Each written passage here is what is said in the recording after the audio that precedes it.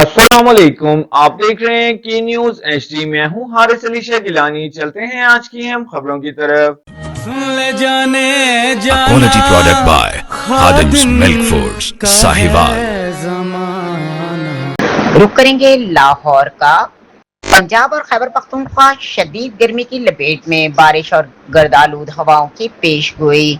लाहौर समेत पंजाब भर और पेशावर समेत खैबर पख्तूनख्वा के मुख्तलिफ इलाके शदीद गर्मी की लपेट में हैं, जबकि महकमा मौसमियात ने बाज़ इलाकों में गर्दालूद हवाओं और हल्की बारिश की पेश गोई भी की है।